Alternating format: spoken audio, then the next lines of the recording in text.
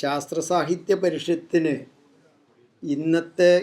ഇന്ന് കേരളത്തിൽ സംഭവിച്ചു കൊണ്ടിരിക്കുന്ന കാര്യത്തിൽ സന്തോഷമുണ്ട്. കേരളത്തിലെ വിദ്യാഭ്യാസ മേഖലയെ ക്രിട്ടിക്കലായിട്ട് പരിശോധിച്ചാൽ ഈ ചരിത്രത്തിലെ രണ്ട് പ്രധാന നാഴികക്കല്ലുകൾ എന്ന് വിളിക്കണോ കിലോമീറ്റർ കല്ലുകൾ എന്ന് വിളിക്കണോ എന്ന് എനിക്കറിഞ്ഞോളാം. എങ്ങനെയായാലും നാഴികക്കല്ലുകൾ ഒന്ന് 58-59 KER പരിഷ്കരണമാണ്. അത് കേരളത്തെ മാറ്റിയ വിദ്യാഭ്യാസ രംഗത്തെ മാറ്റിമറിച്ചതിൻ്റെ തോത് വലിപ്പം ഞാൻ ഇവിടെ വിശദീകരിക്കുന്നില്ല, നിങ്ങൾക്കൊക്കെ അറിയാം. അതായിരുന്നു ഒരു തരത്തിൽ ഒന്നാമത്തെ വൻ സംഭവം, വൻ വിപ്ലവം കേരള വിദ്യാഭ്യാസ മേഖലയിൽ. എല്ലാവരും സ്കൂളിലേക്ക് എത്തിയപ്പോൾ അത് 90കളിലാണ് പൂർത്തിയാകുന്നത്. 1990 ആകുമ്പോഴേക്കും മൊത്തം കുട്ടികൾ 91-92 മാക്സിമം കുട്ടികളാണ് കേരളത്തിലെ സ്കൂളുകളിൽ ഉണ്ടായിരുന്നത്. എന്നതിൻ്റെ അർത്ഥം സ്കൂളിൽ എല്ലാവരും എത്തി എന്നാണ്. പതുക്കെ കേരളം ക്വാളിറ്റിയെക്കുറിച്ച് ആലോചിക്കാൻ തുടങ്ങി. വളരെ കൃത്യമായി നമുക്കത് കാണാം. ജില്ലാ കൗൺസിലുകൾ നിലവിൽ വരുന്നു. ജില്ലാ കൗൺസിലുകളാണ് പ്രാദേശിക സർക്കാരുകൾ എന്ന നിലയിൽ ആദ്യമായി ക്വാളിറ്റി കൺസേൺ കാണിക്കുന്നത് കേരളത്തിൽ. ഞാൻ ഏത് ജില്ലാ കൗൺസിൽ ചെയ്തു എന്നുള്ള വിശദാംശത്തിലേക്ക് ഞാൻ പോകുന്നില്ല. അതിന് ചർച്ച ഒരുക്കിയതോ അത് ശാസ്ത്ര സാഹിത്യ പരിഷത്തിൻ്റെ ഒരു പഠനമായിരുന്നു, തിരുവനന്തപുരം ജില്ലയിൽ നടത്തിയ അക്ഷരവേദി പഠനം എന്നൊക്കെയാണ് അറിയപ്പെടുന്നത്. വിശദാംശത്തിലേക്കൊന്നും ഞാൻ പോകുന്നില്ല. ഇതിൻ്റെ തുടർച്ചയായി വീണ്ടും അതിനുശേഷമുള്ള നാഴികക്കല്ലുകളും ഞാൻ പരിശോധിക്കുന്നില്ല, സമയത്തിൻ്റെ പരിമിതികളുണ്ട്. 97 നമ്മുടെ കേരളത്തിലെ നടന്നുകൊണ്ടിരിക്കുന്ന വിദ്യാഭ്യാസ പ്രവർത്തനങ്ങളെ, സ്കൂൾ പ്രവർത്തനങ്ങളെ, ക്ലാസ്സിൽ നടക്കുന്ന പഠന പ്രവർത്തനങ്ങളെ പുനർസന്ദർശിക്കേണ്ടതുണ്ട് എന്ന് തോന്നുകയും 97 പാഠ്യപദ്ധതി രൂപീകരിക്കപ്പെടുകയും ചെയ്യുന്നു. 96-97 അതിനുള്ള പ്രാരംഭ പ്രവർത്തനങ്ങൾ നടത്തി 97-98 നടപ്പാകുന്നത്. പരിഷത്ത് വിലയിരുത്തുന്നത് വിദ്യാഭ്യാസ മേഖലയിലുള്ള രണ്ടാമത്തെ വലിയ ഒരു വിപ്ലവമായിരുന്നു. ഒരു തരത്തിലുള്ള ഇംഗ്ലീഷിൽ അവർ ഉപയോഗിക്കുന്നതൊക്കെ പാരഡൈം ഷിഫ്റ്റ് എന്നാണ്. ഒന്ന് ഒരു 150 ഡിഗ്രി തിരിച്ചു വെക്കുക. അന്ന് ചെയ്തിരുന്ന പല കാര്യങ്ങളെയും സൂക്ഷ്മാംശത്തിലേക്കൊന്നും ഞാൻ പോകുന്നില്ല. എങ്ങനെയാണ് 150 ഡിഗ്രി തിരിഞ്ഞത്, പാരഡൈം ഷിഫ്റ്റ് എന്തായിരുന്നു, ഞാൻ പോകുന്നില്ല. ഈ 97 പാഠ്യപദ്ധതി പരിഷ്കരണവും അതിനുശേഷം അതിൻ്റെ തുടർച്ചയായി 2007 കേരള കരിക്കുലം ഫ്രെയിംവർക്കും, 2007 കേരള കരിക്കുലം ഫ്രെയിംവർക്ക് വരുന്നത് 2005 ദേശീയ നാഷണൽ കരിക്കുലം ഫ്രെയിംവർക്കിൻ്റെ അടിസ്ഥാനത്തിലാണ്. തുടർന്ന് ഇപ്പോൾ നടന്നുകൊണ്ടിരിക്കുന്ന 2023 നടന്നുകൊണ്ടിരിക്കുന്ന ഈ ക്വാളിറ്റി കൺസേണിൻ്റെ ഭാഗമായി പാഠ്യപദ്ധതി പരിഷ്കരിക്കുന്നതും അതൊരു ശൃംഖലയായിട്ട് ഇങ്ങനെ പോയിക്കൊണ്ടിരിക്കുകയാണ്. ആണ് കേരള വിദ്യാഭ്യാസ ചരിത്രത്തിലെ 2 മഹാസംഭവങ്ങൾ എന്നാണ് ഞാൻ വിലയിരുത്തുക. ഇത് ചർച്ച ചെയ്യപ്പെടുന്നു എന്നുള്ളത്, സീരിയസ് ആയി ചർച്ച ചെയ്യപ്പെടുന്നു എന്നുള്ളത് പരിഷത്തിന് സന്തോഷകരമായ കാര്യമാണ്. 58 എന്ത് സംഭവിച്ചു എന്ന് നമുക്കറിയാം. 58-59 ഒരു സർക്കാരിൻ്റെ പതനത്തിലേക്ക് വരെ നയിച്ചു. അത്രയും എക്സ്പ്ലോസീവായ, ആകെ പ്രകമ്പനം കൊള്ളിച്ച ചർച്ചകളും സംവാദങ്ങളും ആലോചനകളും പ്രതികരണങ്ങളും ഒക്കെ ആയിരുന്നു. എന്തുകൊണ്ടോ എന്നറിയില്ല, അത്രമാത്രം പ്രകമ്പനം സൃഷ്ടിച്ചില്ല 97. പക്ഷേ ക്ലാസ് മുറിക്കുള്ളിൽ അധ്യാപകരുടെ ഇടയിൽ, വിദ്യാഭ്യാസ പ്രവർത്തകരുടെ ഇടയിൽ, രാഷ്ട്രീയ പ്രവർത്തകരുടെ ഇടയിൽ, ജനങ്ങൾക്കിടയിൽ 2001 എല്ലാവരും ഓർക്കുന്നുണ്ടാവും. പാഠപുസ്തകങ്ങൾ പിൻവലിക്കാൻ സർക്കാർ തീരുമാനിച്ചപ്പോൾ തെരുവുകളിൽ ക്ലാസുകൾ നടന്നത് അധ്യാപക സംഘടനകളുടെയും പരിഷത്തിൻ്റെയും ഒക്കെ നേതൃത്വത്തിൽ നടന്നത്. ഇതൊക്കെ കേരളം കണ്ടിട്ടില്ലാത്ത തരം സമരങ്ങളും പ്രതിരോധങ്ങളും ആയിരുന്നു. ഇപ്പോഴും വീണ്ടും ആ ചർച്ചകൾ കയറി വരുന്നു എന്നുള്ളത്. കാരണം പാഠ്യപദ്ധതി എന്നുള്ളത്, ക്ലാസ്സിൽ എന്ത് പഠിപ്പിക്കുന്നു എന്നുള്ളത്, ക്ലാസ്സിൽ എങ്ങനെ പഠിക്കണം എന്നുള്ളത് അധ്യാപകൻ്റെയും കുറച്ച് വിദ്യാഭ്യാസ വിദഗ്ധരുടെയും മാത്രം സ്വകാര്യ ഏർപ്പാടല്ല. അത് എല്ലാവരും കൂടി കേരള സമൂഹം തീരുമാനിക്കേണ്ടതാണ്. അതിന് ആ മേഖലയിൽ വൈദഗ്ധ്യമുള്ള വിദ്യാഭ്യാസ വിചക്ഷണരും അധ്യാപകരും നേതൃത്വം കൊടുക്കും, തീർച്ചയായിട്ടും വേണം, യാതൊരു സംശയമില്ല. പക്ഷേ ആ സംവാദം നടക്കേണ്ടതുണ്ട്, ആ കൊള്ളക്കൊടുക്ക നടക്കേണ്ടതുണ്ട്. ആ കൊള്ളക്കൊടുക്ക നടക്കുന്നതിൻ്റെ ഭാഗമായി ഈ ചർച്ചയെ നമുക്ക് ഷിഫ്റ്റ് ചെയ്യേണ്ടതുണ്ട്. അങ്ങനെ അല്ലാതെ ചില ചർച്ചകൾ നടക്കുന്നു എന്നുള്ളതുകൊണ്ടാണ് ഇത് ഷിഫ്റ്റ് ചെയ്യേണ്ടതുണ്ട് എന്ന് പറയാൻ പറ്റുന്നത്. ചില മാധ്യമങ്ങൾ ഇതുമായി ബന്ധപ്പെട്ട ലേഖനങ്ങൾ സീരിയലൈസ് ചെയ്തുകൊണ്ടിരിക്കുകയാണ്. 23-24 ലേഖനങ്ങളായി കഴിഞ്ഞിട്ടുണ്ട്. മാധ്യമങ്ങളും മറ്റു മാധ്യമങ്ങളും ഇതിൻ്റെ കൂടെ ചേരാൻ വേണ്ടിയിട്ട് ഞങ്ങളാണ് ഇന്നത് ചെയ്ത്, ഞങ്ങളാണ് അക്ഷരം കൊണ്ടുവന്നത്, ഞങ്ങളാണ് ഇന്നത് കൊണ്ടുവന്നത് എന്നൊക്കെ പറഞ്ഞ് പറയാനുള്ള ശ്രമത്തിൻ്റെ ഭാഗമായി ചർച്ചകൾ ജനറേറ്റ് ചെയ്തുകൊണ്ടിരിക്കുകയാണ്. ഈ ചർച്ചയിൽ കുറേയും കൂടി സീരിയസ് ആയി, കുറേയും കൂടി സമഗ്രമായി ഇടപെടണം, അങ്ങനെ ആവണം ആ ചർച്ച മുന്നോട്ട് പോകേണ്ടത് എന്ന് പരിഷത്ത് കരുതുന്നു. അതുകൊണ്ടുകൂടിയാണ് ഇത്തരത്തിലുള്ള സംവാദ പരമ്പരകളും ആശയവിനിമയ പരിപാടികളും ചർച്ചകളും നടത്താൻ പരിഷത്ത് തീരുമാനിച്ചത് എന്ന് ഞാൻ ഇവിടെ പറഞ്ഞു വെക്കട്ടെ. എന്താ നമുക്കിതിനുള്ള റൈറ്റ്? പരിഷത്തിനുള്ള റൈറ്റ് ഇത് പരിഷത്തിൻ്റെ പ്രവർത്തകരുടെ ഒരു കൂടിച്ചേരലായതുകൊണ്ടാണ് ഞാൻ പ്രശ്നത്തെ അങ്ങനെ നിർദ്ധരിക്കുന്നത് കേട്ടോ. എന്താണ് നമ്മുടെ ഇതിൻ്റെ റൈറ്റ്? നമ്മൾ പരിഷത്തിൻ്റെ ഉള്ളിൽ ഏറ്റവും കൂടുതൽ അധ്യാപകരാണ് ഉണ്ടായിരുന്നത്, എന്നും അങ്ങനെയായിരുന്നു. 60കളിലെ പാഠ്യപദ്ധതിക്ക് വേണ്ടിയിട്ട് അധ്യാപകർക്ക് കൊടുത്ത പരിശീലനം, യുറീക്ക, ശാസ്ത്രകേരളം പോലുള്ള മാസികകൾ, ഇതൊക്കെ വിദ്യാഭ്യാസ പ്രവർത്തനങ്ങളാണ്. വ്യത്യസ്തമായി കുട്ടികളോടും അധ്യാപകരോടും സംവദിക്കാനുള്ളൊരു ഭാഷ സൃഷ്ടിക്കുക കൂടിയാണ് യുറീക്ക ചെയ്തത്. ഇവിടെ ഖാദർ സാറ് പ്രോസസ്സിൻ്റെ പ്രാധാന്യമൊക്കെ പറഞ്ഞു. ആ പ്രോസസ്സിൻ്റെ പ്രാധാന്യം ജനങ്ങളിലും കുട്ടികളിലും അധ്യാപകരിലും എത്തിക്കാനുള്ള ശ്രമമാണ് യുറീക്ക ചെയ്തത്. വ്യത്യസ്തമായി സംവദിക്കാനാണ് ശ്രമിച്ചത്. ഈ മാസികകൾ, ബാലവേദി പ്രവർത്തനങ്ങൾ എന്ന് പറയുന്നത് യഥാർത്ഥത്തിൽ പൊതുവിദ്യാഭ്യാസവും കുട്ടികളുടെ മറ്റ് രീതിയിൽ നടക്കുന്ന പ്രവർത്തനവും തമ്മിലുള്ള ഒരു പാലം കെട്ടലായിരുന്നു. രണ്ടിനെയും കൂട്ടിച്ചേർക്കുകയായിരുന്നു നമ്മൾ ചെയ്യുന്നത്. എങ്ങനെയാണ് ഈ കളികളിൽ കൂടി, പ്രവർത്തനങ്ങളിൽ കൂടി വിദ്യാഭ്യാസ ക്ലാസ് റൂം പ്രവർത്തനങ്ങൾ നടത്തിയെടുക്കാമെന്നുള്ള ഒരു അന്വേഷണമായിരുന്നു. അതിൻ്റെ ഭാഗമായിട്ടാണ് ബാലവേദി ക്യാമ്പുകളും അതേപോലെ നമ്മുടെ ജാഥകളും ഒക്കെ നടന്നത്. വിശദാംശത്തിലേക്ക് ഞാൻ പോകുന്നില്ല. അക്ഷരവേദിയെ നമ്മൾ കൊണ്ടുവന്നെത്തിച്ചത് പഞ്ചായത്ത് സ്കൂൾ കോംപ്ലക്സ് എന്ന ആശയത്തിലേക്കാണ്. പഞ്ചായത്ത് സ്കൂൾ കോംപ്ലക്സ് എന്ന പ്രശ്നത്തെ സമഗ്രമായി നോക്കിക്കാണണമെന്ന് ആലോചനയുടെ ഭാഗമായിട്ടാണ്. 97 പാഠ്യപദ്ധതിയുടെ ഭാഗമായി സൃഷ്ടിച്ച ലഘുലേഖകളുടെ എണ്ണം എനിക്ക് തന്നെ അറിഞ്ഞുകൂടാട്ടോ. അത്രയേറെ ലഘുലേഖകൾ. ഇത് പരിഷത്ത് മാത്രം ചെയ്ത് നേട്ടം നേടി എന്ന് പറയുകയല്ല കേട്ടോ. അധ്യാപക സംഘടനകളൊക്കെ അത് സജീവമായി പങ്കെടുത്തിട്ടുണ്ട്. ഒരുപാട് ലഘുലേഖകൾ, സംവാദങ്ങൾ, ആരോപണങ്ങൾ, പ്രത്യാരോപണങ്ങൾ ഒക്കെ നടന്നിട്ടുണ്ട്. ഇതെല്ലാം ക്വാളിറ്റി എന്ന കൺസേൺ, ഗുണമേന്മ എന്നുള്ള കൺസേൺ, അത് ഓരോ കുട്ടിക്കും എല്ലാവരെയും ഉൾച്ചേർന്നുകൊണ്ട് ഉണ്ടാവണം എന്നുള്ള ആഗ്രഹത്തിൻ്റെ ഭാഗമായിട്ടാണ് പരിഷത്ത് ചെയ്തത്.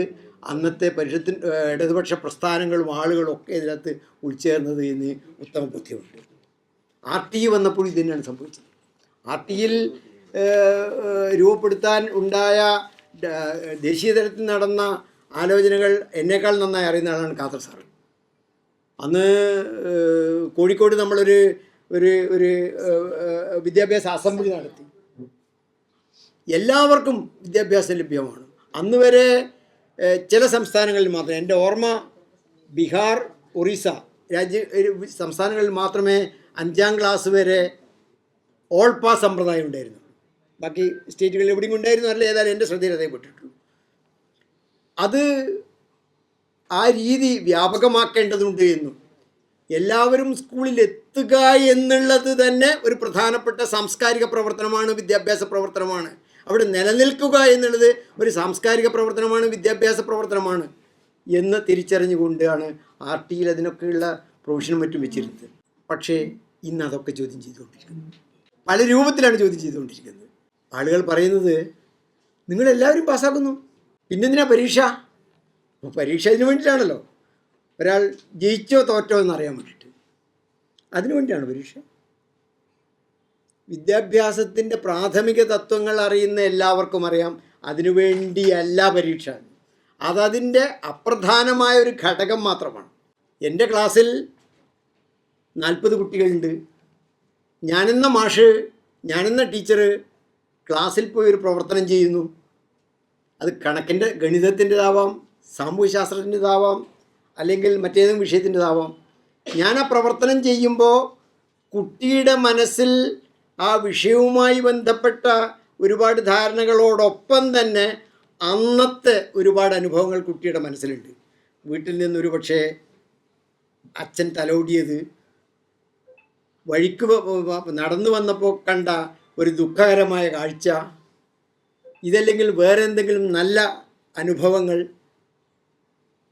ഒരു വ്യക്തി ഈ കുട്ടിയോട് നന്നായി പെരുമാറിയത് അല്ലെങ്കിൽ മോശമായി പെരുമാറിയത്, ഇതൊക്കെ ചേർന്നുകൊണ്ടുള്ളൊരു മനസ്സും കൊണ്ടാണ് കുട്ടി ക്ലാസ്സിൽ വന്നിരിക്കുന്നത്. അപ്പോൾ 40 കുട്ടികളുണ്ട്. 40 മനസ്സുകളിലേക്കാണ് ഞാൻ ഈ പ്രവർത്തനങ്ങൾ കൊടുക്കുന്നത്. അപ്പോൾ അവിടെ എൻ്റെ ഉള്ളിലെ ഈ ധാരണകളും എൻ്റെ ഈ ഉള്ളിലെ അനുഭവങ്ങളും അധ്യാപിക തന്ന ഈ അനുഭവങ്ങളും ചേർന്ന് അവിടെ നടക്കേണ്ട ഒരു രാസപ്രക്രിയയുണ്ട്. ആ രാസപ്രക്രിയ നടന്ന് ഉണ്ടാവുന്ന സാധനമാണ് പഠനത്തിൻ്റെ പ്രോസസ്സ് എന്ന് പറഞ്ഞ സംഭവം. പഠനത്തിൻ്റെ പ്രോസസ്സ് അതുവഴിയാണ് ഉണ്ടാവുന്നത്. ഇത് രണ്ടും തമ്മിൽ രാസപ്രവർത്തനം. ഈ രാസപ്രവർത്തനം നടക്കുമ്പോൾ എല്ലാവരിലും ഒരേതരം രാസപ്രവർത്തനം അല്ല നടക്കുക. അത് നടന്നോ? എത്രമാത്രം മികവോടെ? എന്താ കൂടുതൽ എനിക്ക് സഹായം കൊടുക്കേണ്ടത് എന്നറിയാനുള്ള ഒരു ടൂളാണ് മൂല്യനിർണ്ണയം എന്ന വാക്കുകൊണ്ട് നമ്മൾ ഉദ്ദേശിക്കുന്നത്. പരീക്ഷ എന്നത് നമ്മൾ ലളിതവൽക്കരിച്ച് പറയലാണ്. എന്ത് സഹായമാണ് ഞാനെന്ന ടീച്ചർ എൻ്റെ മുന്നിലിരിക്കുന്ന കുട്ടിക്ക് എത്രമാത്രം കൊടുക്കേണ്ടത്? ആ കുട്ടിക്ക് ആ സഹായം കൊടുത്താൽ മതിയോ? വേറെന്തെങ്കിലും പ്രശ്നങ്ങളുണ്ടോ? ചില കുട്ടികൾക്ക് പല പഠന പ്രശ്നങ്ങളുണ്ടാവും. എൻ്റെ പഠന വേഗതയായിരിക്കില്ല നിങ്ങളുടേത്. ഒരു വിഷയത്തിൽ എനിക്ക് പഠന വേഗത കൂടുതലുണ്ടെങ്കിൽ മറ്റൊരു വിഷയത്തിൽ എനിക്ക് ഉണ്ടാകണമെന്നില്ല. എല്ലാറ്റിലും നേരത്തെ കാഥ സാർ പറഞ്ഞ പോലെ 100-ൽ 100 അങ്ങനൊരു സാധനം ഇല്ല. ഉണ്ടെന്ന് പറയുന്നത് ശരിയല്ല. ഇതിനു വേണ്ടിയാണ് മൂല്യനിർണ്ണയം ചെയ്യുന്നത്. എന്ത് സഹായം കൊടുക്കണം, എവിടെ എത്തി, ഏതിൻ്റെ മേലെ ഇത് ഞാൻ ബിൽഡപ്പ് ചെയ്യണം. ഒരാശയം വളരെ ഗണിതം പോലുള്ള ചില പ്രത്യേക വിഷയങ്ങളുണ്ടല്ലോ, വളരെ ഒരു ഒരു ഒരു ഒരു ചിലപ്പോഴെങ്കിലും ചില കാര്യങ്ങൾ ലീനിയറായിട്ടാണ് ഗണിതത്തിലും മറ്റും വളർത്തിയെടുക്കുന്നത്. ഒന്നിൻ്റെ മേലെ മറ്റൊന്ന് എടുത്തു വെച്ചിട്ടാണ് നമ്മൾ ബിൽഡ് ചെയ്യുന്നത്. ലീനിയറായിട്ടാണ് ചിലപ്പോഴും, എല്ലായ്പ്പോഴും അങ്ങനെ ആവണം എന്നല്ല പറയുന്നത്. ഗണിതം പോലുള്ള ചില വിഷയങ്ങൾ ആ ലീനിയാരിറ്റി സംഭവിക്കണമെങ്കിൽ, വളർച്ച സംഭവിക്കണമെങ്കിൽ താഴത്തെ കട്ടയുടെ ക്വാളിറ്റി എത്രത്തോളം ഉണ്ട്, അത് എല്ലാവർക്കും ഉണ്ടോ, അതിന് എന്ന് മനസ്സിലാക്കിയിട്ട് വേണം ഞാനെന്ന ടീച്ചർ കൊടുക്കുന്ന പ്രവർത്തനം ചെയ്യാൻ. ഒരു പ്രവർത്തനം ചെയ്തപ്പോഴോ എൻ്റെ അന്വേഷണത്തിൽ, എൻ്റെ മൂല്യനിർണ്ണയത്തിൽ ക്ലാസ്സിലെ പകുതി കുട്ടികളെ നേടിയുള്ളൂ അറിഞ്ഞാൽ ഞാനെന്ന ടീച്ചർ എന്ത് ചെയ്യണം? വീണ്ടും എൻ്റെ തന്ത്രങ്ങൾ മാറ്റി, പ്രവർത്തനങ്ങൾ മാറ്റി, പുതിയ പ്രവർത്തനങ്ങൾ കൊടുക്കുന്നു. അത് പഴയ കുട്ടികൾക്ക് അനാകർഷകമാകാത്ത തരത്തിൽ പുതിയ പ്രവർത്തനങ്ങൾ കൊടുക്കുന്നു. മാഷയുടെ പണി, അധ്യാപികയുടെ പണി അത്ര എളുപ്പമുള്ള പണിയല്ല. ഒരേ സമയം 40 കുട്ടികളെ കൈകാര്യം ചെയ്ത ഒരു അധ്യാപികയുടെ ഒരു ഒരു ഒരു ഒരു ഒരു സ്ഥിതി നിങ്ങളൊന്ന് ആലോചിച്ച് നോക്കൂ. ഈ സങ്കീർണമായ പണിക്ക് വസ്തുതകൾ ശേഖരിക്കാൻ വേണ്ടി കൂടിയാണ് നാം മൂല്യനിർണ്ണയം നടത്തുന്നത്. എന്നിട്ട് നമ്മൾ പറയാം, ഇപ്പോൾ എല്ലാവരും A+ നേടിയാൽ എങ്ങനെ കാര്യം നടക്കാമെന്ന്, പിന്നെന്തിനാ പരീക്ഷ? എല്ലാവരും A+ നേടണേ. സ്കൂൾ വിദ്യാഭ്യാസം എന്നുള്ളത് എല്ലാവർക്കുമാണ്. നമ്മൾ ശ്രദ്ധിച്ചു, കേരളത്തിൽ 1 മുതൽ 10ാം ക്ലാസ് വരെ എല്ലാവരും പഠിക്കുന്നത്, സിലബസ് ഉൾപ്പെടെ മാറ്റമില്ല. 11നും 12നുമാണ് നമ്മുടെ താല്പര്യമനുസരിച്ച് വ്യവച്ഛേദിച്ച് ചില പ്രത്യേക വിഷയങ്ങൾ തിരഞ്ഞെടുക്കുന്നത്. അതിന് തുടർച്ചയായിട്ടും പിന്നെയും ഇഷ്ടമുള്ള രീതിയിലാണ് എല്ലാവരും എല്ലാ വിഷയവും പഠിക്കേണ്ടത്. എന്തിനാണ് എല്ലാ വിഷയവും പഠിക്കണം തീരുമാനിച്ച്? എന്നേക്കാൾ നന്നായി കാഥ സാറിനത് പറയാൻ പറ്റും. എല്ലാവരും പഠിക്കണം തീരുമാനിച്ചെന്താ? എൻ്റെ കഴിവ് ഏതിലാണെന്ന് എനിക്കറിഞ്ഞുകൂടാ.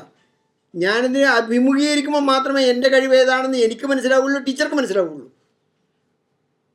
ആ കഴിവിനെ പരമാവധി വളർത്തിയെടുക്കാനാണല്ലോ ടീച്ചർ അധ്യാപിക ശ്രമിക്കുന്നത്. അപ്പോൾ എൻ്റെ കഴിവ് ഏതിലാണ്, എത്രത്തോളമാണ്, എങ്ങനെയാണെന്ന് വ്യവച്ഛേദിച്ചറിയാനും മനസ്സിലാക്കാനും വേണ്ടിയാണ് ഈ എല്ലാ വിഷയവും. 97 നമ്മളൊക്കെ വിമർശന വിധേയമാകൽ മാത്രമല്ല പരിഹസിക്കപ്പെട്ടിട്ട് കൂടിയുണ്ട്. സിനിമകൾ വഴി പോലും ഡാൻസ് ചെയ്യുന്ന അധ്യാപിക, ഡാൻസ് ചെയ്യുന്ന, എന്നോട് പരിഭവം തോന്നൽ, ഡാൻസ് ചെയ്യുന്ന ഒരു തടിച്ച അധ്യാപികയൊക്കെ പിന്നെ കാർട്ടൂൺ വരച്ച് കളിയാക്കിയ സന്ദർഭങ്ങളുണ്ടായിരുന്നു. നിങ്ങൾ ഓടിയാലേ ഓടാൻ നിങ്ങൾക്ക് കഴിവുണ്ടോ എന്ന് മനസ്സിലാവുള്ളൂ. അത് ലളിതമായൊരു കാര്യമാണ്. നിങ്ങൾ ഡാൻസ് ചെയ്യാതെ ഡാൻസ് നിങ്ങൾക്ക് വഴങ്ങുമോ എന്ന് നിങ്ങൾക്ക് പറയാൻ പറ്റില്ല. ഓടിയാലേ ചെയ്യാൻ മനസ്സിലാക്കാൻ പറ്റുള്ളൂ. നാടകം കളിച്ചാലേ ചെയ്യാം, അതറിയോ. അതിൻ്റെ അകത്തുള്ള വഴക്കം നമുക്ക് തിരിച്ചറിയാൻ സാധിക്കുള്ളൂ. എന്ത് ഇൻപുട്ട് ഞാൻ കൊടുത്താൽ മാത്രമേ ആ നാടകത്തിൽ അവന് മികവ് കാണിക്കാൻ തിരിച്ചറിയാൻ പറ്റുള്ളൂ. അപ്പോൾ നമ്മൾ ആഗ്രഹിക്കുന്നത് എല്ലാ കുട്ടികളും വളരെ മെച്ചപ്പെട്ടു, 100-ൽ 100 അല്ല കേട്ടോ, അവൻ്റെ പരമാവധിയിൽ അവൻ്റെ കഴിവിൻ്റെ മാക്സിമീകരണം സാധിപ്പിക്കാനുള്ള പണിയാണ് ക്ലാസ്സിൽ നമ്മൾ ചെയ്യുന്നത്. ഈ മാക്സിമീകരിക്കാൻ വേണ്ടി അധ്യാപികയുടെ സിസ്റ്റത്തിൻ്റെ മറ്റ് സംവിധാനങ്ങളുടെ പരമാവധി സഹായം കുട്ടിക്ക് കൊടുക്കുക, അതാണ് നമ്മുടെ ലക്ഷ്യം. അങ്ങനെയാൽ സാധിക്കും. അസാധ്യമല്ല ഇതൊന്നും, അസാധ്യമല്ല. ഞാനിവിടെ വന്ന ഉടനെ നമ്മുടെ പ്രേംജിത്ത് മാഷ് ഇവിടെ ഇരിപ്പുണ്ട്, ഇല്ലേ? ഉണ്ടല്ലോ, പോയിട്ടില്ല. തിരുവനന്തപുരം ജില്ലക്കാരോട് ഞാൻ പ്രേംജിത്തിനെ കുറിച്ച് പറഞ്ഞു തരേണ്ട ആവശ്യമില്ല. അയാൾ ആ മേഖലയിൽ, ഞാൻ അയാളെ ഒരാൾക്ക് പരിചയപ്പെടുത്തി കൊടുത്തത് ആ മേഖലയിലുള്ള ഒരു ഒരു ഒരു ഒരു ഒരു ഒരു വെളിച്ചപ്പാടാണെന്നാണ് ഞാൻ പറഞ്ഞിട്ടുള്ളത്. എന്ന് പറഞ്ഞാൽ വാശിയോടുകൂടി മുന്നോട്ട് പോയിക്കൊണ്ടിരിക്കുന്ന, കൺവിക്ഷനോടുകൂടി തെളിയിക്കപ്പെട്ട് ബോധ്യപ്പെട്ട് മുന്നോട്ട് പോയിക്കൊണ്ടിരിക്കുന്നവരാണ്. ഇങ്ങനെയുള്ള ആളുകൾ ഇവിടെ ചെയ്ത് തെളിയിച്ചിട്ടുണ്ട്. വീണ്ടും വിശദാംശത്തേക്ക് ഞാൻ പോകുന്നില്ല, നമുക്കതിനുള്ള സമയമില്ല എന്നുള്ളത്. അതുകൊണ്ട് തന്നെ ഈ എല്ലാവരും ജയിക്കുന്നു പിന്നെന്തിനാ പരീക്ഷ എന്നുള്ള അസംബന്ധവാദം നമുക്ക് വെളിവെക്ക് കൊണ്ടുവരേണ്ടതുണ്ട്, ജനങ്ങളോട് പറയേണ്ടതുണ്ട്. നമ്മുടെ മാധ്യമങ്ങൾ ഇത്തരം കാര്യങ്ങൾ ചർച്ച ചെയ്യുമ്പോൾ ആളുകൾ ചോദിക്കാം, ശരിയല്ലേ, എല്ലാവരും ജയിക്കുന്നുണ്ടല്ലോ, പിന്നെ ഇതിനങ്ങ് പരീക്ഷ നടത്തുന്നത്, എല്ലാവരും ജയിച്ചാൽ പറ്റും, എന്തിനാണ് വെറുതെ പൈസ കളയുന്നത്? ഇത് ജനങ്ങളെ ബോധ്യപ്പെടുത്തേണ്ടതുണ്ട്. ജനങ്ങളെ ബോധ്യപ്പെടുത്തിയാൽ മാത്രമേ അത് സമ്മർദ്ദമായി പ്രവർത്തിക്കുകയുള്ളൂ എന്നൊന്ന്. 2, കേരളത്തിൽ എല്ലാ കുട്ടികളും ജയിക്കുന്നു. അതിനാണല്ലോ ഈ ഓൾ പ്രൊമോഷൻ എന്ന് പറയുന്നത്. ആ വാക്കിപ്പം വ്യാപകമായിട്ട് ഉപയോഗിക്കുന്നുണ്ട്. ഓൾ പ്രൊമോഷൻ കേരളത്തിലുണ്ടായിരുന്നു, അതാണിപ്പോൾ നടന്നുകൊണ്ടിരിക്കുന്നത്. അതിൻ്റെ പിന്നെ പിന്നെ മോശം രൂപം ആണിപ്പോൾ നടന്നുകൊണ്ടിരിക്കുന്നത് എന്നൊക്കെയാണ് പത്രമാധ്യമങ്ങളും പിന്നെ മറ്റ് ചാനൽ ചർച്ചകളും മറ്റും നടത്തിക്കൊണ്ടിരിക്കുന്നത്. സത്യം പറയാലോ, കേരളത്തിൽ ഒരിക്കലും ഓൾ പ്രൊമോഷൻ ഉണ്ടായിരുന്നില്ല, ഒരിക്കലും ഉണ്ടായിരുന്നില്ല. ഞാൻ അധ്യാപകനായി ജോലി ആരംഭിച്ചത് 1972-73 72-73 അന്ന് വരെ SLC റിസൾട്ട് എൻ്റെ ഓർമ്മ 30% അതിങ്ങനെ കറങ്ങിക്കൊണ്ടിരിക്കുകയാണ്. 30% കറങ്ങിക്കൊണ്ടിരിക്കുകയാണ്. ജയിച്ച ആളുകളെ പ്രൊമോട്ട് ചെയ്യും ഓരോ ക്ലാസ്സിൽ. അങ്ങനെ ജയിച്ച ആളുകളെ പ്രൊമോട്ട് ചെയ്താൽ എന്ത് സംഭവിക്കുന്നു ഞാൻ പുറകെ ഒന്ന് വിശദീകരിക്കാം, ഇപ്പോൾ ഞാൻ പറയുന്നില്ല. ഈ 72-73 വളരെ പ്രധാനപ്പെട്ട ഒരു ഓർഡർ ചാക്കിരി അഹമ്മദ് കുട്ടിയായിരുന്നു തന്നത്. പിന്നെ വിദ്യാഭ്യാസ മന്ത്രി അദ്ദേഹം ഒരു ഓർഡർ ഇറക്കി. അത് ചിലരെങ്കിലും ഇവിടെയുള്ള ഓർക്കുന്നുണ്ട്. ആ ഓർഡർ ഇറക്കിയെന്ന് ഓർക്കുന്നവർ ഇവിടെ ഉണ്ടോയെന്ന് ചോദില്ല, എനിക്ക് ഓർമ്മയുണ്ട്, ഞാൻ നേരത്തെ ടീച്ചറായതുകൊണ്ട്. 1-2 ക്ലാസ് ഒരു യൂണിറ്റായിട്ട് എടുത്തു. എൻ്റെ യൂണിറ്റായിട്ട് എടുക്കാൻ കാരണം അന്നത്തെ ഭാഷയിൽ സംസാരിക്കുകയാണ് ഞാൻ, ഇന്നത്തെ ഭാഷയിലല്ല. അക്ഷരം പഠിപ്പിക്കുകയാണ് ഇന്ന് ചെയ്യുന്നത് ഭാഷയിൽ. അക്ഷരപഠനം പൂർത്തിയാക്കുന്നത് 1-ഉം 2ഉം ക്ലാസ് പൂർത്തിയാകുമ്പോഴാണ്. അപ്പോൾ പിന്നെ 1-ൽ കുറേ കുട്ടികളെ തോൽപ്പിക്കുന്നൊരു യുക്തിയില്ലല്ലോ. അതുകൊണ്ട് 1-ഉം 2ഉം ഒറ്റ യൂണിറ്റ്. അതുകൊണ്ട് 1-ാം ക്ലാസ്സിലെത്തുന്ന മുഴുവൻ കുട്ടികളും 2-ലെത്തും.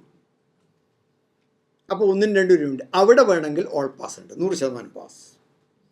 2 കഴിഞ്ഞാൽ 7 വരെ, 7-ാം ക്ലാസ് വരെ 90% കുട്ടികളെ നിർബന്ധമായും ജയിപ്പിച്ചിരിക്കണം. ആ ഓർഡർ വരാനുള്ള സാഹചര്യം അന്ന് പല സ്കൂളുകളും, ചില പ്രത്യേക വിഭാഗം സ്കൂളുകൾ പ്രത്യേകിച്ചും, ആ പ്രത്യേക വിഭാഗം ഞാനിവിടെ പേരെടുത്ത് പറയുന്നില്ല, പ്രത്യേകിച്ചും കുട്ടികൾ വല്ലാതെ തോൽപ്പിക്കും. എന്തിനാ? 10-ാം ക്ലാസ്സിലെത്തുമ്പം നല്ല റിസൾട്ട് വരുത്തിക്കാൻ വേണ്ടിയിട്ട്. അതിനെ നിരുത്സാഹപ്പെടുത്താൻ വേണ്ടി ചെയ്തൊരു ഇതാണ് 90%എങ്കിലും ജയിപ്പിച്ചിരിക്കണം. അന്നൊക്കെ ഞങ്ങൾ ഈ പ്രൊമോഷൻ ലിസ്റ്റ് എഴുതുമ്പോൾ സംശയമായിരുന്നു, ജയിപ്പിക്കുന്നത് മാർക്ക് കൂട്ടിച്ചേർത്തിട്ട് ജയിപ്പിക്കണോ അതോ അങ്ങനെ തന്നെ എഴുതി ജയിപ്പിക്കണോ എന്നൊക്കെ ചർച്ച നടന്നിട്ടുള്ള കാര്യം ഞാൻ ഓർക്കുകയാണ്. ഇപ്പോൾ 8-9 80% കുട്ടികളെ ജയിപ്പിക്കണം, അന്നത്തെ ഓർഡറാണ്. അത് ഓൾ പാസ്സാണോ? അല്ല, ഓൾ പാസ്സല്ല. ഇങ്ങനൊരു ഓർഡറുണ്ട്. അതെന്താ കാരണം? ഞാനീ പറഞ്ഞ കാരണം. 10 റിസൾട്ട് അന്നത്രയായിരുന്നു അറിഞ്ഞോ? അക്കൊല്ലം 72 71 ഞാൻ 35 36 മറ്റാണ് ശതമാനം. 35 36 ശതമാനമാണ്. അപ്പോൾ ഈ കുട്ടികളിൽ എത്ര പേരാ ജയിച്ചിട്ടുണ്ടാവുക എന്ന് നമുക്കറിയാമല്ലോ. അപ്പോൾ നിങ്ങൾ വേണമെങ്കിൽ ഒന്ന് കണക്കൂട്ടി, ഞാനിപ്പോൾ പറയുന്നില്ല. 1-ാം ക്ലാസ്സിൽ 100 കുട്ടികൾ ചേരുന്നു. എത്ര കുട്ടികൾ 10-ലെത്തുന്നറിയോ? എൻ്റെ ഓർമ്മ 34 കുട്ടികൾ. 34 കുട്ടികൾ എത്തുള്ളൂ. അതെങ്ങനെ എടുക്കണം? 1-ാം ക്ലാസ്സിൽ നിന്ന് 2-ാം ക്ലാസ്സിൽ നിന്ന് 3-ാം ക്ലാസ്സിലേക്ക് 90 കുട്ടികൾ, 90ൻ്റെ 90 അടുത്ത ക്ലാസ്സിലേക്ക്, അതിൻ്റെ 90 അടുത്ത ക്ലാസ്സിൽ, അങ്ങനെ കൂട്ടി വെക്കും. 34 കുട്ടികളാണ് എടുത്തുക. അന്നത്തെ റിസൾട്ടോ 34%. ആ എത്തിയ കുട്ടികൾ 34% നോക്കിയാൽ ഒരു 18 കുട്ടികളോ മറ്റാണ് ജയിക്കുക. 1-ാം ക്ലാസ്സിൽ പ്രവേശിച്ച കുട്ടികൾ എത്ര? 100. പുറത്തേക്ക് വന്ന കുട്ടികൾ എത്ര? 18. ബാക്കി കുട്ടികൾ ഇവിടെ ഞാൻ പറയാതെ നിങ്ങൾക്കറിയാം. അത്രയൊരു കാലം കേരളത്തിലുണ്ടായിരുന്നു. ചവിട്ടി പുറത്താക്കപ്പെട്ട എന്നാണ് പറയേണ്ടത്. തള്ളി, നമ്മൾ കഴുത്തിന് പിടിച്ച് തള്ളുകയാണ്. ഇതിൽ കൂടി കടന്നു പോയില്ലെങ്കിൽ നിങ്ങൾ തോൽക്കുന്നതാണല്ലോ പറഞ്ഞത്. അങ്ങനെ നിങ്ങൾ തോൽപ്പിച്ച് ഞാൻ പുറത്തെ. ഇവർ കേരളത്തിൻ്റെ വികസനത്തിൽ യാതൊരു പങ്കും വഹിച്ചിട്ടില്ല എന്ന് നമുക്ക് നെഞ്ചത്ത് കൈവച്ച് പറയാൻ പറ്റുമോ? ഇവരുൾപ്പെടെയാണ് കേരളത്തെ കേരളമാക്കി മാറ്റിയത്. സാമ്പത്തികമായി, രാഷ്ട്രീയമായി, വിദ്യാഭ്യാസപരമായി, എല്ലാ രീതിയിലും അവർ പല രീതിയിലും പല ദിക്കിലും പോയി ജീവിത മാർഗം ഉണ്ടാക്കി. കേരളത്തിൽ അവൻ്റെ അടുത്ത തലമുറയെ പഠിപ്പിച്ചു, ജീവിത സൗകര്യങ്ങൾ മെച്ചപ്പെടുത്തി, രാഷ്ട്രീയ തീരുമാനങ്ങളിൽ ഇടപെട്ടു. എനിക്ക് വന്ന ഭവിഷ്യത്തുകൾ എൻ്റെ മക്കൾക്ക് വരാതിരിക്കാൻ വേണ്ടി കഠിനാധ്വാനവും ചെയ്തു. ഇതിൻ്റെയൊക്കെ ഫലമാണ് ഇന്നുണ്ടാക്കിയ നേട്ടം. ഇത് വേണമെന്നാണോ നമ്മൾ പറയുന്നത്? ഇത് അംഗീകരിക്കാൻ പറ്റില്ല. ഇവിടെ ഖാദർ സാറ് പറഞ്ഞതിനെ കൂട്ടിച്ചേർത്തുകൊണ്ട് ഞാൻ പറയുകയാണ്. 1-ാം ക്ലാസ്സിൽ കയറിയ കുട്ടി 10-ാം ക്ലാസ്സിൽ എത്തിയതിന് ശേഷം നമ്മൾ പറയുകയാണ്, നീ തോറ്റിരിക്കുന്നു കേട്ടോ, നീ പോ. ഇങ്ങനെ പറയാൻ നമുക്കെന്ത് അവകാശം? ആരുടെ പണം ഉപയോഗിച്ചാണ് നമ്മളിതൊക്കെ നടത്തിക്കൊണ്ടിരിക്കുന്നത്? ജനങ്ങളുടെ പണമാണ്. നമുക്ക് പറയാൻ അവകാശമില്ല. ആരാണ് ഇതിന് ഉത്തരവാദി?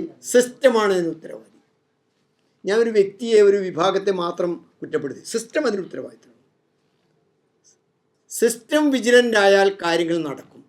അവരെ അക്കൗണ്ടബിൾ ആക്കേണ്ടിയിരിക്കുന്നു. സിസ്റ്റത്തെ അക്കൗണ്ടബിൾ ആക്കേണ്ടിയിരിക്കുന്നു കേരളത്തിൽ. ഇതല്ലാതെ നമുക്ക് വിദ്യാഭ്യാസത്തിൻ്റെ ക്വാളിറ്റി വർദ്ധിപ്പിക്കാൻ സാധ്യമല്ല എന്ന് പരിഷത്ത് വിശ്വസിക്കുന്നു. അക്കൗണ്ടബിൾ ആക്കേണ്ടത് എങ്ങനെ? വിശദാംശങ്ങൾ പറയാൻ നമുക്ക് ഈ ചെറിയ സമയത്തിനുള്ളിൽ സാധ്യമല്ല എന്നുള്ളതുകൊണ്ട് ഞാൻ അതിലേക്ക് പ്രവേശിക്കുന്നില്ല. വേറൊരു ചർച്ച കൂടി ഇവിടെ നടക്കുന്നുണ്ട്. A+ കിട്ടിയ കുട്ടികൾക്ക് പോലും എഴുതാനും വായിക്കാനും അറിയില്ല. കേൾക്കുന്നവരൊക്കെ ഉടനെ സമ്മതിക്കുന്ന ഒരു കാര്യം അത്. അറിയില്ല കേട്ടോ. 1-2 ഉദാഹരണങ്ങളും പറയും. ഞാൻ നിങ്ങളോടൊരു ചോദ്യം ചോദിക്കാം. പണ്ട് ഈ സാക്ഷരതാ പ്രസ്ഥാനം, കേരള സാക്ഷരതാ പ്രഖ്യാപനം നടന്നത് കൃഷ്ണകുമാറൊക്കെ അതിന് നേതൃത്വം കൊടുത്ത കൃഷ്ണകുമാറൊക്കെ ഇവിടെ ഇരിക്കുന്നുണ്ട്. ആ കാലത്താണ് യഥാർത്ഥത്തിൽ ഈ ഓഫീസുകൾ 24 മണിക്കൂറും പ്രവർത്തിക്കുന്ന ഓഫീസുകൾ കൃഷ്ണകുമാറിൻ്റെ ഒക്കെ നേതൃത്വത്തിൽ ഉണ്ടാക്കിയത്. എറണാകുളത്ത് 24 മണിക്കൂറും പ്രവർത്തിക്കുന്ന ഓഫീസോ, അങ്ങനെ ഏത് സമയത്ത് പോയാലും സാക്ഷരതാ ഓഫീസിൽ ആളുണ്ടാവും. അങ്ങനെയുള്ള ഓഫീസ് പ്രവർത്തിച്ചത്. അപ്പോൾ ഈ ചില അന്ന് പറഞ്ഞതിന് തമാശ ഉണ്ട്. ഞങ്ങളൊക്കെ പ്രസംഗിക്കും പറഞ്ഞിരുന്ന തമാശയുണ്ട്. സൈക്കിളിൽ 2 പേര് ഡബിൾ എടുത്ത് പോവുകയാണ്. സൈക്കിളിൽ ഡബിൾ യാത്ര പാടില്ല. ഒരു പോലീസ് പിടിച്ചപ്പോൾ പോലീസ് പിടിച്ച ഉടനെ ബുക്ക് കയ്യിലെടുത്ത് എന്താണ് പേരെന്ന് ചോദിച്ചു. അപ്പോൾ രണ്ടാമത്തവൻ പറഞ്ഞു ഋഷ്യശൃംഗൻ. ഇതിന് ഞങ്ങൾ അവസാനം പറഞ്ഞു വെച്ചത് അത് തമാശയാണോ എന്ന് എനിക്കറിഞ്ഞൂടാ. ഓടിക്കടാന്ന് പറഞ്ഞു. എഴുതാൻ പറ്റുന്നില്ല. ഇങ്ങനെയൊന്നും തമാശ പ്രസംഗിച്ചിട്ടുണ്ട് ഞങ്ങളൊക്കെ. ഞാൻ വേറൊരു വസ്തുത ചോദിക്കട്ടെ. നിങ്ങളുടെയൊക്കെ ചെറുപ്പത്തിൽ ചെക്കോസ്ലോവാക്യ എന്നെഴുതാൻ പഠിപ്പിച്ചത് മലയാളം അധ്യാപികയായിരുന്നോ നിങ്ങളെ? ഉം. പിണ്ഡം എന്ന വാക്ക് എഴുതാൻ പഠിപ്പിച്ചത് മലയാളം അധ്യാപികയായിരുന്നോ? അല്ല. ആരാ പഠിപ്പിച്ചത്? ഒന്ന് സോഷ്യൽ സ്റ്റഡീസ് അധ്യാപകനാണ്, മറ്റത് സയൻസ് അധ്യാപികയാണ്. എന്ന് പറഞ്ഞാൽ മലയാളം എന്താ അതിൻ്റെ? മലയാള പഠനം എന്നുള്ളത് മലയാളം മാഷ് മാത്രം, മലയാളം ടീച്ചർ മാത്രം പഠിപ്പിക്കേണ്ട ഒരു സാധനമല്ല. അത് സമൂഹവും സ്കൂളിലെ എല്ലാ അധ്യാപകരും എല്ലാവരും ചേർന്ന് പഠിപ്പിക്കേണ്ടതാണ്. ഇപ്പം സംഭവിച്ചു കഴിഞ്ഞൊരു കാര്യം എന്താ? സ്കൂളിൽ പോയി നിങ്ങൾ അന്വേഷിച്ച് നോക്കൂ. നല്ല മലയാളം മീഡിയം സ്കൂളുകൾ കേരളത്തിൽ കിട്ടാനില്ല. ഉത്തരവാദിത്തബോധത്തോടുകൂടി പറയുകയാണ്. നിങ്ങൾക്ക് നിങ്ങളുടെ കുട്ടികളെ മലയാളം മീഡിയത്തിൽ പഠിപ്പിക്കണമെങ്കിൽ നല്ല സ്കൂളുകൾ കിട്ടാനില്ല. നല്ല സ്കൂളുകളുണ്ട്. ആ സ്കൂളിൽ പോയാൽ സംഭവിക്കുന്നത് വെച്ചാൽ നല്ല മീര ടീച്ചറെ ഇംഗ്ലീഷ് മീഡിയത്തിലേക്കും മോശം എന്നെ മലയാളം മീഡിയത്തിലേക്കും അയക്കും. പിന്നെ അവിടെ നാട്ടിലെ സ്കൂളല്ലേ, നാട്ടുകാർക്കറിയാം മീര ടീച്ചർ എങ്ങനെയാണ് പഠിപ്പിക്കുന്നത്, ഞാൻ എങ്ങനെയാണ് പഠിപ്പിക്കുന്നത്. അപ്പോൾ എൻ്റെ ക്ലാസ്സിലേക്ക് വരാൻ ഒരാളും ഉണ്ടാവില്ല. ഇത് സ്വാഭാവികമാണ്. ഞാനെന്ന രക്ഷിതാവ് ഇത് തന്നെയാണ് ചെയ്യുക. ഇംഗ്ലീഷ് മീഡിയത്തിന് എതിരൊന്നല്ല പരിഷത്ത്, അല്ല ഇംഗ്ലീഷ് പഠിക്കുന്നതിനും എതിരല്ല പരിഷത്ത്. ഇംഗ്ലീഷ് നന്നായി പഠിക്കണം, ഇപ്പോഴത്തേനേക്കാളും മികവോടുകൂടി പഠിക്കണം, നന്നായി വഴങ്ങണം. ഇംഗ്ലീഷ് കേൾക്കുന്നത് പറയുന്നതൊക്കെ നമുക്ക് സാധിക്കണം. പക്ഷേ ഇപ്പോൾ ഉള്ളതുപോലെ ഞാൻ നടക്കില്ല. നിങ്ങൾ നോക്കൂ, ഇപ്പോൾ ഉള്ള ഇംഗ്ലീഷ് മീഡിയത്തിൽ പഠിക്കുന്ന കുട്ടികളുടെ ഭാഷയിലെ കഴിവ് നിങ്ങൾ പരിശോധിച്ച് നോക്കൂ. അതിൽ കഴിവുണ്ട് എന്നും ഇതിൽ കഴിവില്ല എന്നും വരില്ലല്ലോ. രണ്ടും ഭാഷയാണല്ലോ. ഭാഷാ പഠനത്തെക്കുറിച്ച് ഒരുപാട് ശാസ്ത്രങ്ങളുണ്ട്, ഞാനതിലൊന്നും ഇവിടെ പറയുന്നില്ല. ഇനി പറയുന്ന ന്യായം, ചില കുട്ടികൾക്ക് എഴുതാൻ പറ്റുന്നില്ല. ശരിയാണത്, സംശയമൊന്നുമില്ല. ഞാൻ വസ്തുതാപരമായി പറയുന്നത് ശരിയാണ്. പക്ഷെ അത് എത്രത്തോളം പഠനത്തിൻ്റെ അടിസ്ഥാനത്തിലാണോ പറയുന്നത്? അല്ല, ഒരു പറച്ചില സത്യം. ഞാൻ പറയട്ടെ, ഇതാണ് ഞാൻ നേരത്തെ പറഞ്ഞത്. 87 തിരുവനന്തപുരത്ത് എം.എൻ. ശങ്കരനാരായണൻ മാഷ്, സുരേന്ദ്രൻ മാഷ്, നമ്മുടെ വെള്ളനാട് രവി ഇപ്പോഴും ജീവിച്ചിരിപ്പുണ്ട്. ബാക്കി 2 പേര് മാത്രമേ ഇപ്പോൾ ഇല്ലാതുള്ളൂ. അവരുടെയൊക്കെ നേതൃത്വത്തിൽ നടന്ന പഠനം തെളിയിച്ചത് 1 മുതൽ 7ാം ക്ലാസ് വരെ പഠനം നടത്തിയപ്പോൾ 27 മുതൽ 35 വരെ ശതമാനം കുട്ടികൾക്ക് എഴുതാനും വായിക്കാനും അറിഞ്ഞുകൂടായിരുന്നു. പന്മന രാമചന്ദ്രൻ എന്നൊരാളെ അറിയാത്ത ഒരാൾ കേരളത്തിലുണ്ടാവില്ല, പ്രത്യേകിച്ച് തിരുവനന്തപുരത്തുണ്ടാവില്ല. പന്മന എവിടെയാണ് ഭാഷയുടെ ശുദ്ധിയെക്കുറിച്ചും ഭാഷയുടെ വിശുദ്ധിയെക്കുറിച്ചും അതിൻ്റെ പ്രൊനൗൺസിയേഷനെക്കുറിച്ചും അതിൻ്റെ സ്പെല്ലിങ്ങിനെക്കുറിച്ചൊക്കെ വളരെ കൺസേണായ ഒരാളാണ് അദ്ദേഹം. അദ്ദേഹത്തിൻ്റെ പുസ്തകം ഈയിടെ ഞാനൊരു ഭാഗം വായിച്ചു. നമ്മുടെ അശോകനല്ല, വേറെ അശോകൻ, കണ്ണൂരിലെ അശോകൻ മാഷാണ് എൻ്റെ ശ്രദ്ധയിൽ കൊണ്ടുവന്നത്. അതിൻ്റെ അകത്ത് പറഞ്ഞെന്താ വെച്ചാൽ 1993 മറ്റാണ് പ്രസിദ്ധീകരിച്ചത് കേട്ടോ. ആ പുസ്തകം നല്ല മലയാളം, ആ പുസ്തകത്തിൻ്റെ പേര് നല്ല മലയാളം. നിങ്ങൾ നോക്കിക്കോളൂ, ഞാനിത് ഓർമ്മയിൽ നിന്ന് എടുത്ത് പറയുന്നതാണ്, നിങ്ങൾ ക്രോസ് ചെക്ക് ചെയ്യും. ഇല്ലേ പറഞ്ഞൊരു കാര്യം എന്താ വെച്ചാൽ, ഡിഗ്രിയുടെ മലയാളം ക്വസ്റ്റ്യൻ പേപ്പർ സെറ്റ് ചെയ്യുന്നത് അശോകനോ OM ശങ്കരനോ ആയിരിക്കില്ലല്ലോ. ഡിഗ്രിക്ക് പഠിപ്പിക്കുന്ന മലയാള അധ്യാപകരായിരിക്കും. അവർ സെറ്റ് ചെയ്ത ക്വസ്റ്റ്യൻ പേപ്പറിലെ പെശകുകൾ നിങ്ങൾ നോക്കൂ. ഞാനതിലൂടെ വിശദീകരിക്കുന്നത് സമയക്കുറവുകൊണ്ടാണ് ഞാൻ വിശദീകരിക്കാത്തത്. അതുകൊണ്ട് നമുക്കിപ്പോൾ പെശകാവാം എന്നല്ല ഞാൻ പാവാൻ പാടില്ല. ഇത് എന്നും ഉണ്ടായിരുന്നു എന്ന് പറഞ്ഞാൽ മാത്രമല്ല, അന്ന് രൂക്ഷമായിരുന്നു ഞാൻ പറഞ്ഞു. രൂക്ഷമായിരുന്നു. ആ രൂക്ഷതക്ക് അന്നത്തേന് എവിഡൻസ് ഉണ്ട്, ഡോക്യുമെൻ്ററി എവിഡൻസ് ഉണ്ട്. ഇന്നത്തേന് ആരും ഡോക്യുമെൻ്ററി എവിഡൻസ് ശേഖരിച്ചിട്ടില്ല. പരിഷത്ത് പഠിക്കാൻ പോവാണ് ഗംഗാധരൻ്റെ നേതൃത്വത്തിൽ. നമ്മുടെ സംസ്ഥാന വിദ്യാഭ്യാസ കൺവീനർ ഗംഗാധരൻ മാഷാണ്. പഠിക്കാൻ പോവാണ്. ഇത് വെറുതെ വർത്താനം പരിഷത്ത് പറയില്ല, അത് പറഞ്ഞ് കൃത്യമാക്കണം. ആവട്ടെ, ഇനി മോശമാണോ അത് പുറത്തേക്ക് പറയണേ, സമൂഹത്തോട് പറയാനുള്ള ബാധ്യതയുണ്ട്. അതുകൊണ്ട് എഴുതാനും വായിക്കാനും അറിയില്ല എന്ന ഒരു പൊതു പ്രസ്താവന അശാസ്ത്രീയമാണ്, ശരിയല്ല, പരിശോധിക്കപ്പെടേണ്ടതുണ്ട്.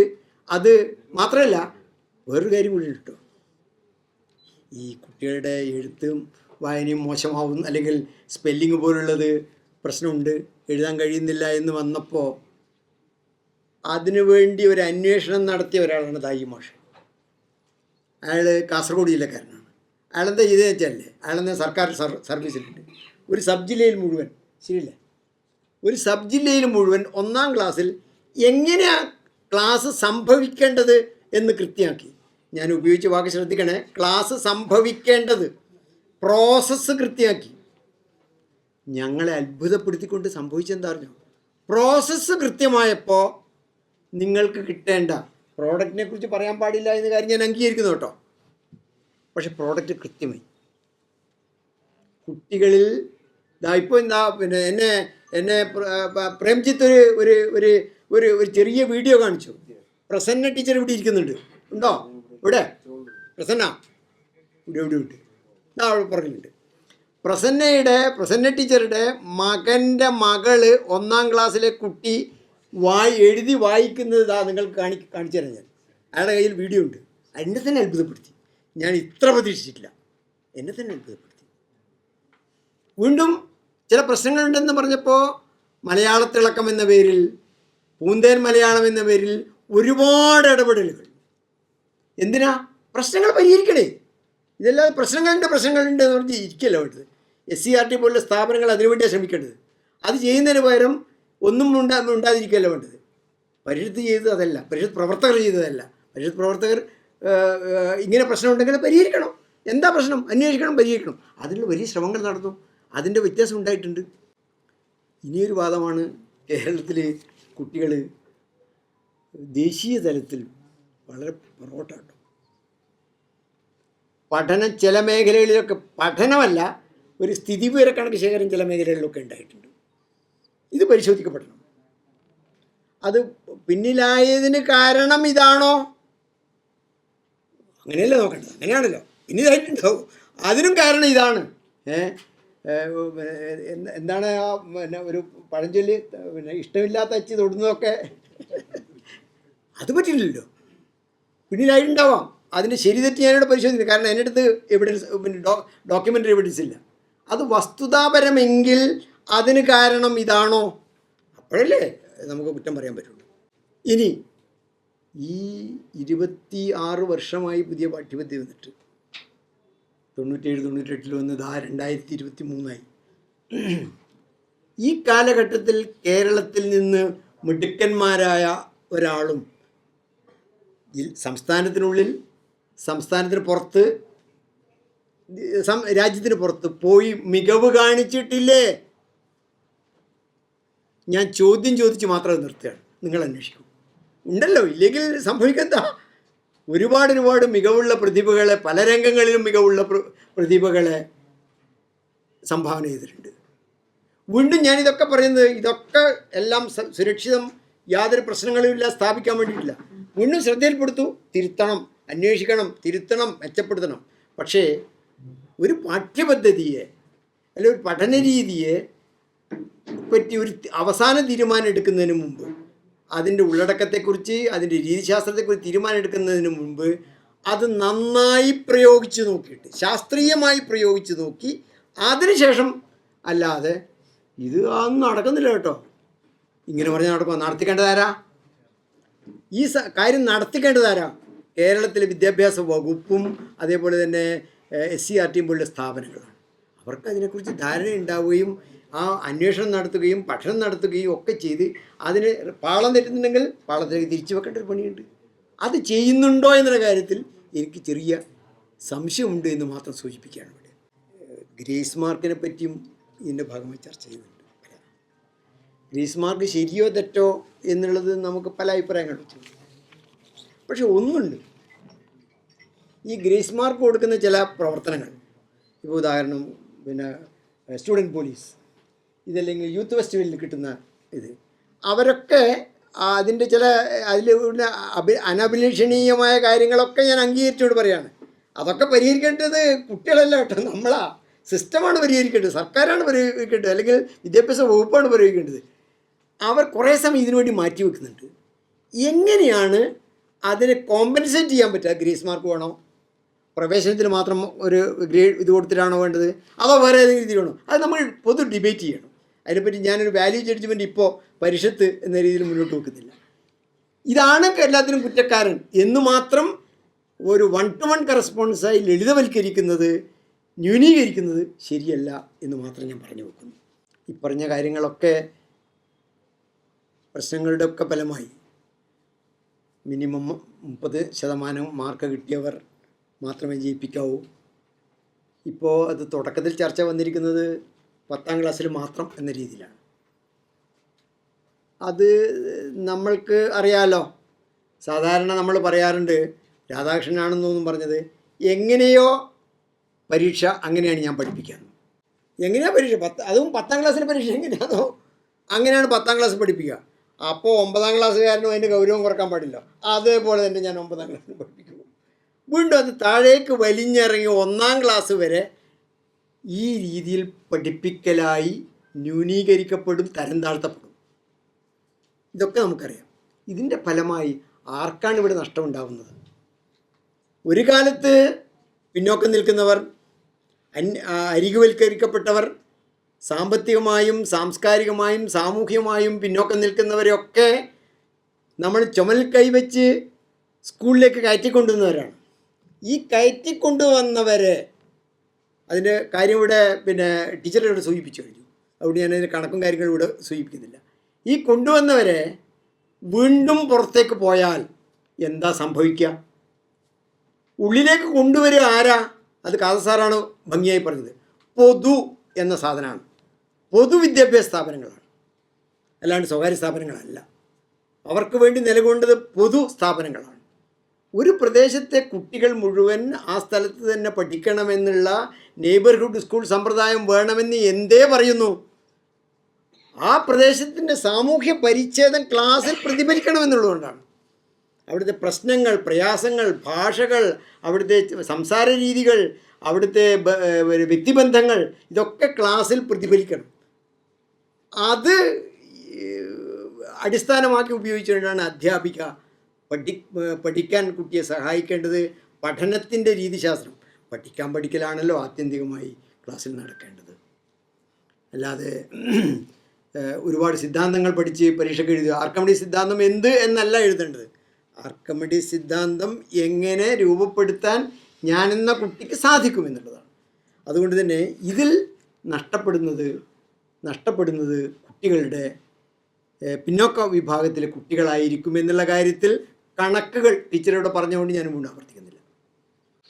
ഇപ്പോൾ ഇതൊക്കെ ചെയ്യാൻ ചില തടസ്സങ്ങളുണ്ട്. ഒരു പ്രധാനപ്പെട്ട തടസ്സം സ്കൂളിലെ പ്രവൃത്തി ദിവസങ്ങളാണ്. പ്രവൃത്തി ദിവസങ്ങൾ എത്ര വേണം എന്നത് നമുക്ക് ഡിബേറ്റ് ചെയ്യാം. പക്ഷെ ഒന്ന് ഞാൻ പറയും, എന്ത് പഠിക്കണം, എത്രമാത്രം പഠിക്കണം എന്ന് നമ്മൾ തീരുമാനിച്ചാൽ അതിനാവശ്യമായ സമയവും കൊടുക്കേണ്ടതുണ്ട്. അല്ലാതെ 200 പ്രവൃത്തി ദിവസം പഠിക്കേണ്ട സാധനം 150 പ്രവൃത്തി ദിവസം കൊണ്ട് യഥാർത്ഥത്തിൽ പഠിക്കണമെന്ന് പറയുന്നത് ശാസ്ത്രീയമല്ല, പറ്റില്ല. ഇപ്പോൾ അതാ ചെയ്യുന്നത്. ചെറിയൊരു പഠനം കേരളത്തിൽ നടക്കേണ്ടതായിട്ടുണ്ട്. കേരളത്തിൽ നടന്ന ഒരു പഠനം കാണിക്കുന്നത്, അത് 96-ലാണ് നടന്നത്. സ്കൂളിൽ നമ്മുടെ അധ്യാപകരായി ഇവിടെ ഇരിക്കുന്നവർ, റിട്ടയർ ചെയ്തവരൊക്കെ ഉണ്ടാവില്ല. അവസാനത്തെ മാർച്ച് മാസത്തെ അവസാനം നമ്മൾ ടോട്ടൽ വർക്കിംഗ് ഡേയ്സ് അവസാനം എഴുതും. അത് എൻ്റെ ജീവിതത്തിൽ ഞാൻ സ്വയം അധ്യാപകനായപ്പോഴോ അധ്യാപകരെ സഹായിക്കാൻ വേണ്ടി ശ്രമിച്ചപ്പോഴോ ഒന്നും എൻ്റെ വിദ്യാഭ്യാസ പ്രവർത്തന കാലഘട്ടത്തിൽ 200 എന്ന് എഴുതാനുള്ള ഭാഗ്യം കിട്ടിയിട്ടില്ല. നിങ്ങൾക്കാരും കിട്ടിയിട്ട് എനിക്ക് അറിഞ്ഞൂടാ. 200 പ്രവൃത്തി ദിവസം. ഇതിന് വേറെ ചില വാദങ്ങളൊക്കെ പറയും. ഈ ക്ലാസ്സിലിരുന്ന് പഠിക്കൽ മാത്രമാണ് പഠിക്കൽ. ഇതെല്ലാം ഞാൻ അംഗീകരിക്കുന്നു, ഇതിനൊന്നും തർക്കമൊന്നുമില്ല. പക്ഷേ കരിക്കുലം വിനിമയത്തിന് എത്ര സമയം ആവശ്യമുണ്ടോ അത്രയും സമയം ഉണ്ടായേ തീരുള്ളൂ. ഇപ്പോഴത് അങ്ങനെയല്ല. എല്ലാ ഘട്ടത്തിലും പ്രശ്നമുണ്ട്. ഞാൻ കരിക്കുലം ആവശ്യമായ സമയം എന്ന് പറയുന്നത് ടീച്ചർ പീപ്പിൾ കോണ്ടാക്ട് സമയമാണ് ഉദ്ദേശിക്കുന്നത്.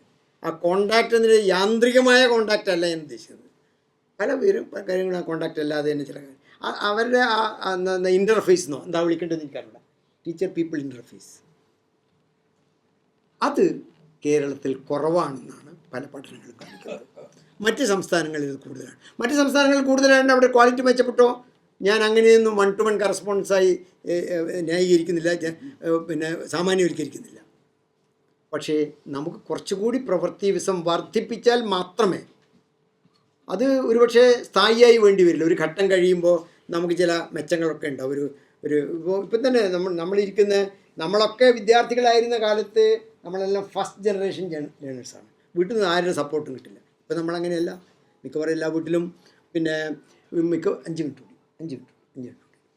പിന്നെ മിക്കവാറും എല്ലാ വീടുകളിലും ഒരു പിന്നെ 10ാം ക്ലാസ്സെങ്കിലും പാസ്സാവാത്ത ഒരു രക്ഷിതാവും അച്ഛനും അമ്മയും ഇന്ന് കേരളത്തിലില്ല. അപ്പോൾ ഉള്ള ഇത് കാരണം ചില കാര്യങ്ങൾ അധ്യാപകനെയും പിന്നെ നമുക്ക് ഒരു സപ്പോർട്ടീവ് സിസ്റ്റമായിട്ട് ഉപയോഗിക്കാം. അപ്പോൾ എന്ത് വേണ്ടി വരും? അധ്യാപകന് കിട്ടുന്നതിൽ നിന്ന് വ്യത്യസ്തമായും അയാളെ സഹായിക്കാൻ പറ്റുന്ന തരത്തിലുള്ള ഒരു പരിശീലന പരിപാടി രക്ഷിതാക്കൾക്ക് വേണ്ടി വരും. പിന്നെ ക്ലാസ്സിൽ എങ്ങനെയാണോ ഗുണനം അല്ലെങ്കിൽ ഹരണം അല്ലെങ്കിൽ സങ്കലനം പഠിപ്പിക്കുന്നത് അതുമാതിരിയെ തന്നെയല്ല രക്ഷിതാവ് വീട്ടിൽ നിന്ന് സഹായിക്കുന്നതെങ്കിലോ ആകെ കുട്ടിയുടെ മനസ്സിൽ പിന്നെ പുനത്തിൽ കുഞ്ഞബ്ദുള്ളയുടെ സ്മാരകശിലകളിൽ ഒരു വാക്യമുണ്ട്, വീട്ടിൽ ഭൂമി പരന്നിട്ടും സ്കൂളിൽ ഭൂമി ഉരുണ്ടിട്ടുമാണ്. അങ്ങനെ പറ്റില്ല. അപ്പോൾ അത് സമരസപ്പെടുത്തേണ്ടതുണ്ട്. അതിൻ്റെ യുക്തി എന്താണെന്ന് ബോധ്യപ്പെടും. രക്ഷിതാക്കളുടെ വിദ്യാഭ്യാസത്തിന് വളരെ പ്രഥമഗണനീയമായ സ്ഥാനം കൊടുക്കേണ്ടി വരും. അതുകൊണ്ട് തന്നെ ഒരു ഉടനെ സ്കൂൾ പ്രവൃത്തി ദിവസം വർദ്ധിപ്പിക്കേണ്ട കാര്യം സജീവമായി നമ്മൾ ചർച്ച ചെയ്യേണ്ടതുണ്ട്. ഇത്ര എണ്ണം വേണം, ഇങ്ങനെ വേണം എന്നല്ല, അത് ഈ കരിക്കുലം വിനിമയവുമായി ബന്ധപ്പെടുത്തി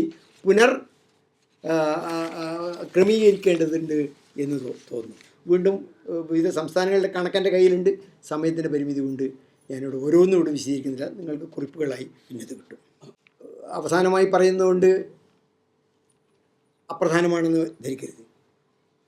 ലാസ്റ്റ് നോട്ട് ദി ലീസ്റ്റ് എന്നൊരു പ്രയോഗമുണ്ടല്ലോ, അവസാനത്തേത് പക്ഷേ ഒട്ടും പ്രധാനമല്ലാത്തത് എന്ന് മലയാളത്തിൽ പറയാവുന്നത്. കേരളം പുരോഗമിച്ചത് എങ്ങനെയാണ്? പുരോഗമന ശക്തികൾ തുല്യതയ്ക്കും ഇൻക്ലൂസീവ്നെസ്സിനും പ്രാധാന്യം നൽകിക്കൊണ്ട് അതിനെതിരായ ശക്തികൾക്കെതിരെ പടപൊരുതിയാണ് കേരളം സൃഷ്ടിച്ചത്. ആ നേട്ടങ്ങൾ നമുക്ക് സംരക്ഷിക്കേണ്ടതുണ്ട്. ചിലരെങ്കിലും ധരിക്കുന്നത് തുല്യതയും ഗുണതയും പരസ്പര വിരുദ്ധമാണ്. എല്ലാ കുട്ടികളും സ്കൂളിലെത്തിക്കുന്നു, സർവാണി സദ്യ, എങ്ങനെ ക്വാളിറ്റി ഉണ്ടാവും? കാത സാറ് തന്നെയാണെന്ന് തോന്നുന്നു പറഞ്ഞത്. ആ കുട്ടികളെല്ലാം പിന്നോക്കക്കാരാണ് സാർ. പിന്നെ ഞങ്ങളെന്താ ആർക്കും വേണ്ടാത്ത കുട്ടികളാണ്.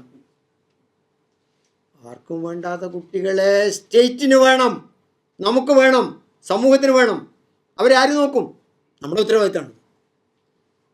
അവരെയും അഭിലഷണീയമായ തലത്തിലേക്ക് ഉയർത്തുക എന്നുള്ളത് ഈ സമൂഹത്തിൻ്റെ ഉത്തരവാദിത്തമാണ്. ഇതൊരിക്കലും പരസ്പര വിരുദ്ധമല്ല. തുല്യതയും ഇൻക്ലൂസീവ്നെസ്സും ക്വാളിറ്റിയും പരസ്പര വിരുദ്ധമല്ല, കൈകോർത്ത് പോകേണ്ടതാണ്. അസാധ്യമായ കാര്യമല്ല എന്ന് ഒരുപാട് ഉദാഹരണങ്ങൾ കേരളത്തിലുണ്ട്. വീണ്ടും ഞാനത് ലിസ്റ്റ് ചെയ്ത് പറയുന്നില്ല. അങ്ങനെ ആണെങ്കിൽ തന്നെ അങ്ങനെ ആവരുത്.